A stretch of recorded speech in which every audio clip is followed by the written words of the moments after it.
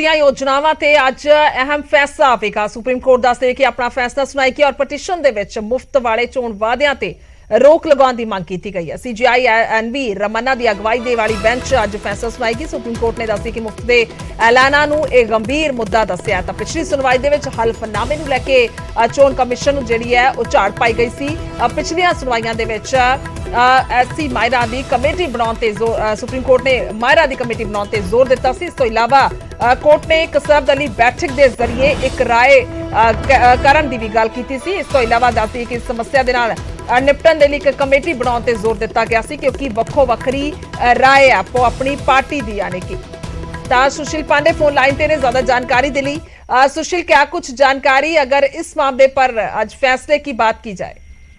देखिए, जो साफ तौर से ये अपने आप में एक बड़ा फैसला होगा सुप्रीम कोर्ट का, क्योंकि सुप्रीम कोर्ट के सामने जो समस्या थी वो ये थी कि चुनाव के दौरान तमाम जो राजनीतिक पार्टियां हैं वो फ्री में घोषणाएं करती हैं। हालांकि केंद्र सरकार ने जब इस पूरे मामले में सुनवाई हो रही थी तो उनकी तरफ से ये कहा गया था कि जिस तरह फ्री में रेवड़िया बांटने का कल्चर तमाम राजनीतिक पार्टियों के द्वारा हो रहा है, ये आने वाले समय में भारत के लिए अर्थ व्यवस्था जैसा संकट पैदा कर देगा और हम आने वाले समय में श्रीलंका और वियतनाम की राह पर होंगे। लिहाजा इस कल्चर को खत्म करने के लिए तमाम राजनीतिक पार्टियों को एक साथ आना होगा।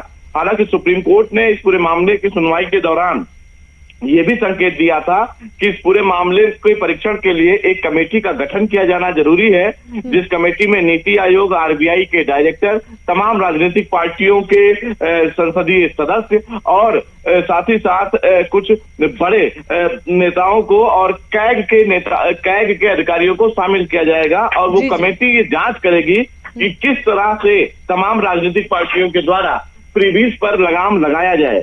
आज सुप्रीम कोर्ट का ये फैसला उन तमाम राजनीतिक पार्टियों का भविष्य तय करेगा जो ये चुनाव के समय फिलहाल घोषणाएं करती हैं। हालांकि सुप्रीम कोर्ट ने कमेटी बनाने का गठन किया था। केंद्र सरकार की तरफ से दलील ये भी दी गई थी कि चुनाव आयोग के पास अधिकार ऐसा होना चाहिए कि अगर राजनीतिक पार्टियां इस प्रकार की घोषणाएं करती हैं तो उन पर लगाम लगाया जाए। लेकिन चुनाव आयोग की तरफ से ये कहा गया कि पीपल्स ऑफ रिप्रेजेंटेटिव एक्ट के मुताबिक उनके पास एक लिमिटेड अधिकार है जो उसके दायरे में नहीं आता है। अगर केंद्र सरकार कानून में संशोधन करके चुनाव आयोग को कोई अधिकार देता है तो आने वाले समय में चुनाव आयोग और पावरफुल होगा। अब देखना अहम होगा कि सुप्रीम कोर्ट जब 10:30 बजे अपना फैसला सुनाएगा तो राजनीतिक पार्टियों का भविष्य जो ये बिल्कुल सुशील बहुत अहम है, खास तौर पर नजर है कि किस तरह से आज क्या कुछ फैसला आ सकता है।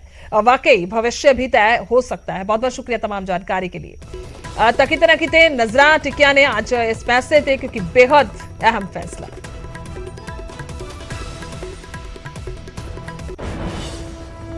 उधर गुजरात ਦੇ ਵਿੱਚ ਫੜੀ ਗਈ 2900 ਤੋਂ ਜ਼ਿਆਦਾ ਕਿਲੋ ਤੋਂ ਹੈਰੋਇਨ ਦੇ ਮਾਮਲੇ 'ਚ ਵੱਡਾ ਐਕਸ਼ਨ ਹੈ। ਦੱਸ ਦਈਏ ਕਿ ਐਨਆਈਏ ਨੇ ਦਿੱਲੀ ਦੇ ਰਹਿਣ ਵਾਲੇ ਦੋ ਲੋਕਾਂ ਨੂੰ ਗ੍ਰਿਫਤਾਰ ਕੀਤਾ ਹੈ। ਹਰਪ੍ਰੀਤ ਸਿੰਘ ਤਲਵਾਰ ਹੈ ਔਰ ਪ੍ਰਿੰਸ ਸ਼ਰਮਾ ਇਹਨਾਂ ਦੇ ਨਾਂ ਨੇ ਜਿਨ੍ਹਾਂ ਨੂੰ ਗ੍ਰਿਫਤਾਰ ਕੀਤਾ ਗਿਆ। 2 ਦਿਨਾਂ ਤੱਕ ਐਨਆਈਏ ਨੇ ਦੱਸਦੀ ਕਿ 20 ਥਾਵਾਂ ਤੇ ਛਾਪੇਮਾਰੀ ਕੀਤੀ ਹੈ। ਪਿਛਲੇ ਸਾਲ 13 ਸਤੰਬਰ ਨੂੰ ਗੁਜਰਾਤ ਦੇ ਮੁद्रा पोस्ट ਤੋਂ ਦੱਸ ਦਈਏ ਕਿ ਬਰਾਮਦਗੀ ਹੋਈ ਸੀ ਔਰ ਬਹੁਤ ਵੱਡੀ ਬਰਾਮਦਗੀ, ਕਿਉਂਕਿ 2900 ਕਿਲੋ ਤੋਂ ਜ਼ਿਆਦਾ ਦੀ ਹੈਰੋਇਨ 2988 ਕਿਲੋ ਹੈਰੋਇਨ ਸੀ ਕੁੱਲ, जिस मामले ਦੇ ਵਿੱਚ ਇਹ ਵੱਡਾ ਐਕਸ਼ਨ है। और फोन लाइन पे शंकर आनंद ने साढ़े नाल ज्यादा जानकारी ली।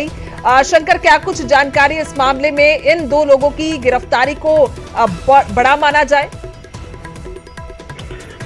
देखिए, केंद्रीय जांच एजेंसी एनआईए के द्वारा गिरफ्तारी हुई है और ये गिरफ्तारी जो है काफी महत्वपूर्ण है।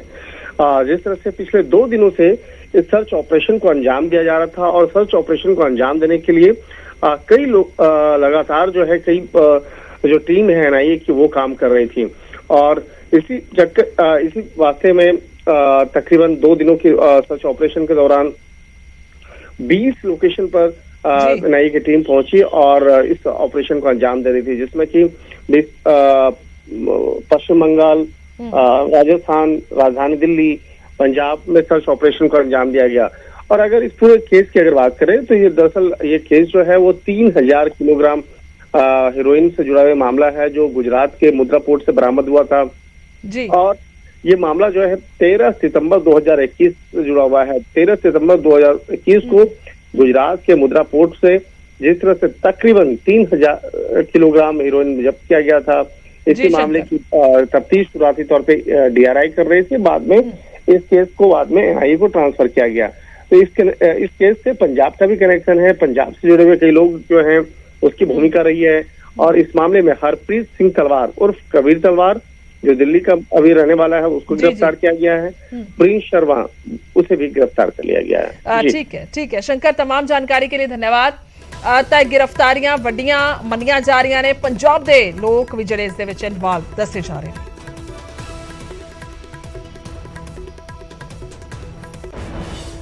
ਤਾਂ ਉਧਰ ਅਰਵਿੰਦ ਕੇਜਰੀਵਾਲ ਦਾ ਬਿਨਾਂ ਨਾਂ ਲਏ ਭਾਜਪਾ ਤੇ ਵੱਡਾ ਹਮਲਾ ਸਾਹਮਣੇ ਆਇਆ। ਇੱਕ ਸੀਰੀਅਲ ਕਿਲਰ ਨੇ 6 ਕਤਲ ਕੀਤੇ ਨੇ। ਕੇਜਰੀਵਾਲ ਹੋਰਾਂ ਨੇ ਕਿਹਾ ਇੱਕ ਪੈਟਰਨ ਦੇ ਨਾਲ 6 ਕਤਲ ਕੀਤੇ ਗਏ, 7ਵਾਂ ਫੇਲ ਹੋ ਗਿਆ। ਚਸ਼ਮਦੀਦ ਗਵਾਹ ਨੇ, ਸਬੂਤ ਤਾਂ ਪੁਲਿਸ ਇਕੱਠੇ ਕਰੇਗੀ।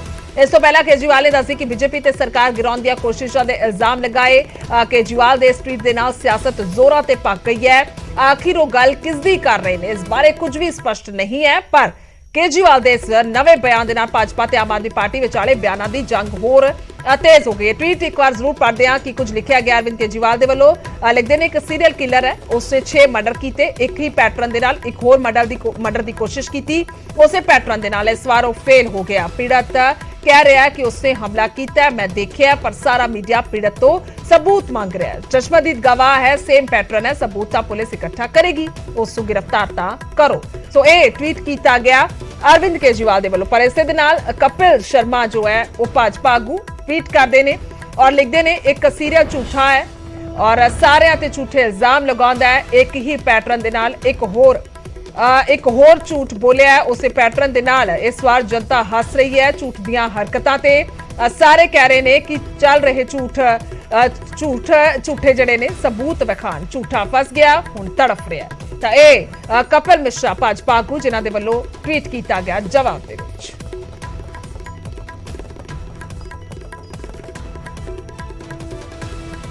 ਅੱਗੇ ਵਧਦੇ ਹਾਂ ਤਾਂ ਗੱਲ ਕਰਾਂਗੇ ਘੋਟਾਲੇ ਦੀ ਜਾਂਚ ਕਰੇਗੀ ਈਡੀ। ਧਰਮਸੋਤ ਅਤੇ ਗਿਲਜੀਆਂ ਤੇ ਸ਼ਿਕੰਜਾ ਕੱਸਣ ਦੀ ਤਿਆਰੀ ਹੈ। ਗੱਲ ਕਰ ਰਹੇ ਹਾਂ ਜੰਗਲਾਤ ਘੋਟਾਲੇ ਦੀ ਜਾਂਚ ਕਰ ਸਕਦੀ ਹੈ ਈਡੀ। ਸੂਤਰਾਂ ਦੇ ਮੁਤਾਬਿਕ ਜਾਣਕਾਰੀ ਆ ਰਹੀ ਹੈ ਈਡੀ ਨੇ ਵਿਜੀਲੈਂਸ ਤੋਂ ਘੋਟਾਲੇ ਦੀ ਰਿਪੋਰਟ ਮੰਗੀ ਹੈ। ਜੰਗਲਾਤ ਮੰਤਰੀ ਰਹਿੰਦਿਆਂ ਘੋਟਾਲਾ ਕਰਨ ਦੇ ਇਲਜ਼ਾਮ ਲੱਗੇ ਨੇ। ਦਰਖਤਾਂ ਦੀ ਨਾਜਾਇਜ਼ ਕਟਾਈ ਔਰ ਰਿਸ਼ਵਤ ਲੈਣ ਦੇ ਇਲਜ਼ਾਮ ਨੇ। ਇਸ ਵੇਲੇ ਨਾਭਾ ਜੇਲ੍ਹ ਦੇ ਵਿੱਚ ਬੰਦ ਨੇ ਸਾਧੂ ਸਿੰਘ ਧਰਮਸੋਤ ਅਤੇ ਸੰਗਤ ਸਿੰਘ ਗਿਲਜੀਆਂ ਦੀਆਂ ਦੱਸਦੀਏ ਕਿ ਮੁਸ਼ਕਿਲਾਂ ਇਸ ਦੇ ਵਿੱਚ ਵੀ ਵੱਧ ਸਕਦੀਆਂ ਨੇ। ਹਾਲਾਂਕਿ ਇਸ ਤੋਂ ਪਹਿਲਾਂ ਹੀ ਜੇਲ੍ਹ ਦੇ ਵਿੱਚ ਬੰਦ ਨੇ ਔਰ ਇਲਜ਼ਾਮਾਂ ਦੇ ਵਿੱਚ ਘਿਰੇ ਹੋਏ ਨੇ। ਤਾਂ ਹੁਣ ਘੋਟਾਲੇ ਦੀ ਜਾਂਚ ਦੱਸਦੀ ਕਿ ਈਡੀ ਦੇ ਵੱਲੋਂ ਕੀਤੀ ਜਾਏਗੀ ਔਰ ਸ਼ਿਕੰਜਾ ਜਿਹੜਾ ਹੋਰ ਕੱਸਿਆ ਜਾ ਸਕਦਾ ਹੈ ਮਜ਼ਬੂਤੀ ਦੇ ਨਾਲ, ਕਿਉਂਕਿ ਇਸੇ ਦੇ ਤੌਰ ਤੇ ਈਡੀ ਦੇ ਵੱਲੋਂ ਹੁਣ ਜਾਂਚ ਕੀਤੀ ਜਾਣੀ ਹੈ। ਜਸੂਤਰ ਜਾਣਕਾਰੀ ਦੇ ਰਹੇ ਨੇ ਈਡੀ ਨੇ ਵਿਜੀਲੈਂਸ ਤੋਂ ਇਹ ਘੋਟਾਲੇ ਦੀ ਸਾਰੀ ਰਿਪੋਰਟ ਮੰਗ ਲਈ ਹੈ। ਜੰਗਲਾਤ ਮੰਤਰੀ ਰਹਿੰਦੇ ਆ ਘੋਟਾਲੇ ਦੇ ਇਲਜ਼ਾਮ ਲੱਗੇ।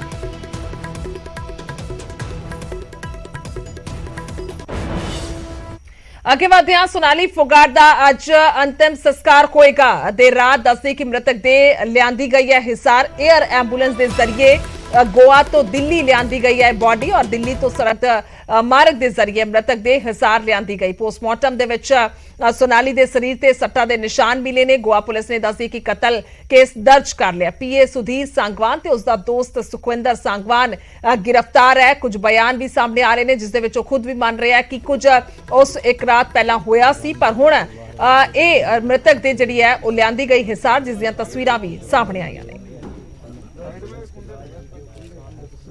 पोस्टमार्टम में डॉक्टर ने ब्लंट इंजर्ड बताया है। मर्डर सस्पेक्ट किया डॉक्टर से? बिल्कुल। जो एफआईआर करने में आपको कितनी दिक्कत आई, कब जो उन्होंने एफआईआर दर्ज करी? एफआईआर तो उन्होंने दर्ज की नहीं पहले, वो पोस्टमार्टम के बाद। वो फेस ब्लू है और उनके कान ब्लू हैं, इंटरनल चोटें हैं और बाकी जो पोस्टमार्टम में है वही निशान है जो डॉक्टर ने दिए। वो पोस्टमार्टम रिपोर्ट के अंदर आया हुआ है केमिकल। जो वो पॉइजन लगा लो, केमिकल है और जो भी है दिया गया है नशीला। ਅੱਗੇ ਵਧਦੇ ਹਾਂ ਤਾਂ ਪ੍ਰਦਰਸ਼ਨਕਾਰੀਆਂ ਦਾ ਜ਼ਿਕਰ ਕਰਾਂਗੇ। ਪੁਲਿਸ ਨੇ ਅੱਧੀ ਰਾਤ ਨੂੰ ਹਟਾਏ ਨੇ ਪ੍ਰਦਰਸ਼ਨਕਾਰੀ।